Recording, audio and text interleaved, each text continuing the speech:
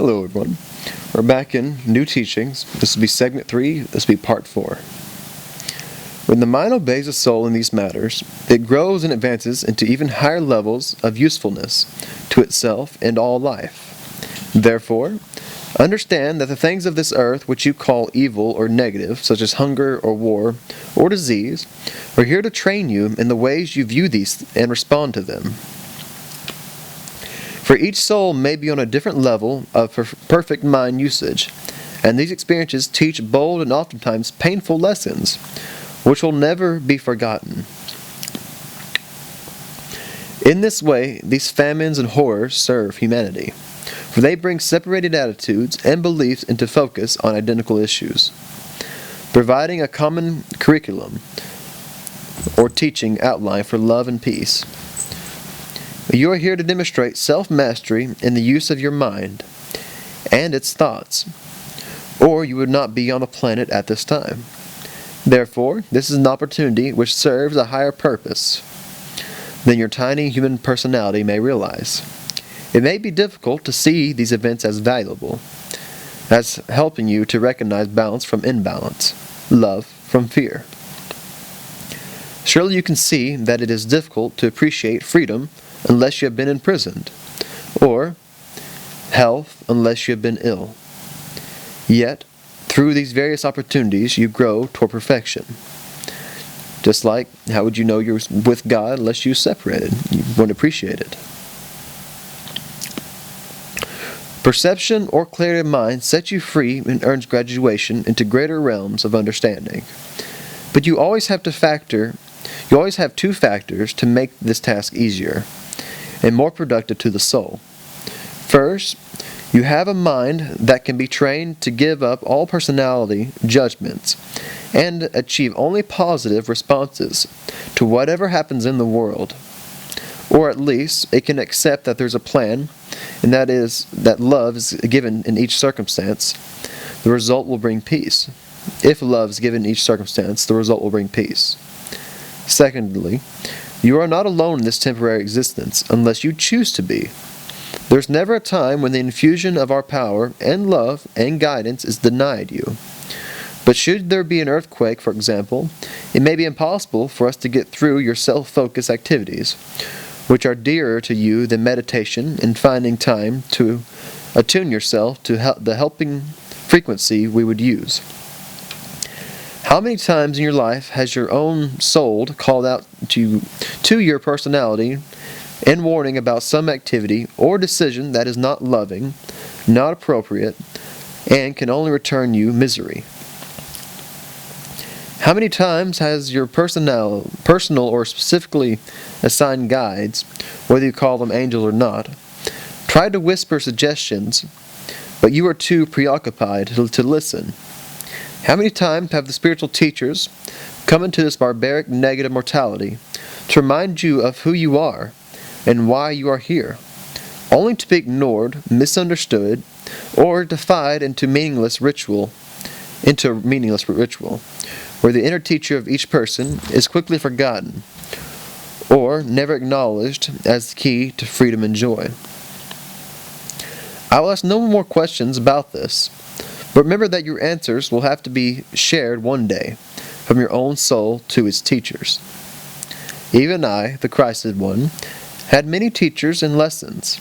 And when I walked this tiny planet, and it was all part of the Mother Father's plan, so that I could better serve humanity from a place of common experience. This living planet, which is often ignorantly referred to as a rock riding through space, is also part of God's plan for growth and service. For just as you have inner feelings and mental and spiritual aspects, so does she. And in many ways, you, the human family, and she, the mother or home of you all, work together to extend life and love in broader and purer ways.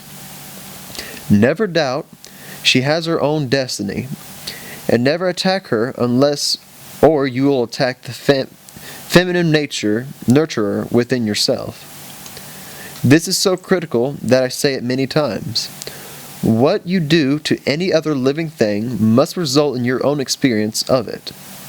And this applies to the mineral kingdom, the plant, the animal kingdom, to humanity and yourself.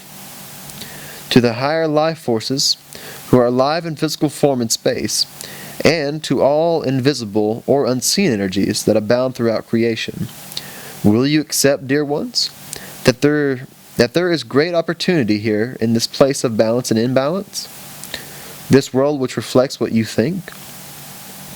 We of heaven realize that if you do not understand the purpose and do not follow the rules, you will suffer pain.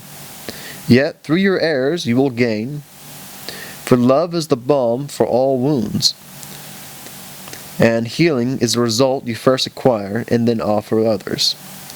Many of your holy books and written scriptures tell you that there is an omnipresent, and ever-expanding force, source, or energy, which is called by many names in many languages. God will do. Most of these teachings say that this God constantly moves and grows, gaining further power with the development of each being, that is a small part of the whole. Even your physicists begin to grasp the potential of this concept, as I explored the secrets contained in the ether. Space contains a myriad of life forms, mostly unknown to you, and your extremely limited definition of life. Be cautious how you treat space, and move ever so slowly as you were in a dark room filled with precious breakable objects, which you must not injure. Part of space contains the extended life energy fields of your own Mother Earth, and she suffers from your space vehicles and weaponry as it blasts through her invisible energy fields. Be aware where you step in thought and in form, for is not a flower a star? And is not a star an atom of God just as you are? Be still and listen. Those who will hear the symphony of stars yet unborn, and the truth of God manifesting in directions and ways you cannot presently imagine. Sound, heat, light, and color energy rays are everywhere present, moving unrestrictedly from lighter, higher energy to denser forms. As you learn about these energies, you can earn your place among those who will respect and honor them. Yes, you must be willing to say, "Teach me. Teach me love and wisdom." With this humble request and honorable intention, called reverence, you can then be taught as you meditate daily.